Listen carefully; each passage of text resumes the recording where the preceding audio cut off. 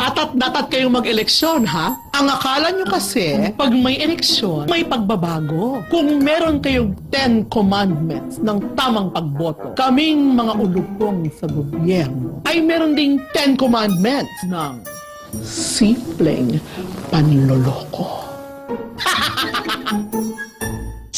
Unang-una, walang taong hindi nasisilaw sa salapi. Ang taong hindi tumatanggap ng suhol ay maaaring 1. Nasuhulan na ng iba o 2. Gusto pa ng mas mataas na suhol.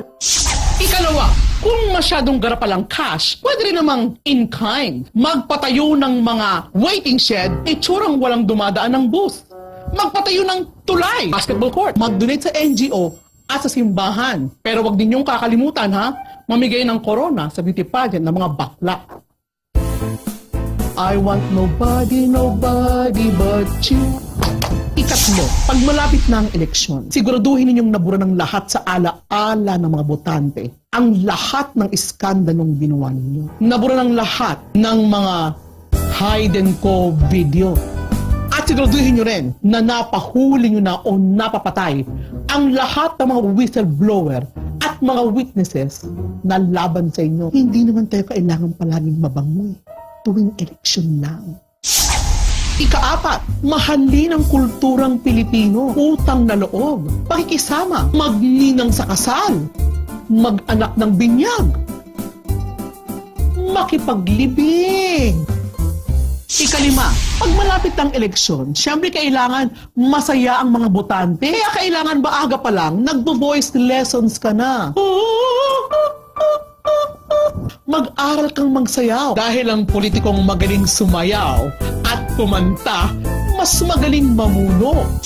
Ika-6, kayong mga parehong kaliwa ang paa o mga sintonadong mga gahaman, may pag-asa pa. Pwede naman kayong kumuha ng mga mababayarang artista o kaya yung mga sexing mga mananayaw. Unahan lang naman yan Habang maaga, manligaw na kayo. At kung mapapangasawa nyo sila, mas mabuti.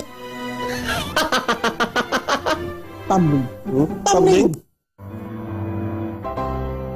Ika-7, habang maaga, mag-advertise na kayo. Lalong-lalo na kung ngayon pa lamang kayo tatakbo, kailangan makilala kayo ng taong bayan. Ang importante, lagi kayong nasa TV. Kaya, kapag nanalo si Pacquiao sa susunod niyang laban, kailangan meron kayong thumbs up sign na kasama niya. Para sa bayan ang laban na to.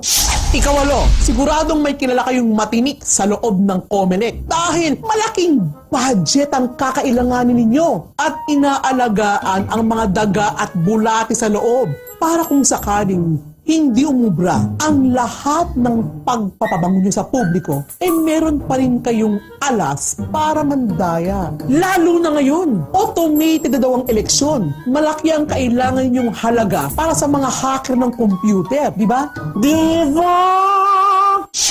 Ika-9, pumili ng tamang padrino. Sa buwaya, yung mga malalaking negosyante at saka yung mga importanteng religious institution. Pangakuan mo lang ang mga yan ng mababang buwis at saka walang unyon. Natitiyak ko na susuportahan ka ng mga yan. Isasama ka na nila sa listahan nila ng black voting. Ika-10, manalig tayo sa milagro ng Balil. Ipapatayin natin ang ating mga kalaban. Pag pinapatay na natin sila, siguraduhin ninyong gawin ito pagkalinggo dahil pagka nagkatanungan, sabihin ninyong wala kayong kinalaman dahil nagsimba kayo nun. Amen. O ha? Kayong mga nangangahas ng pagbabago, kaya nyo ba kami? Alam nyo ba kung sino sa amin ang tapat at sino sa amin ang manloloko? Buwa. Ha. Iboboto mo pa ba ang mga katulad niya? Huwag magpapadala sa mga pakanaan nila. Magpakatotoo ka.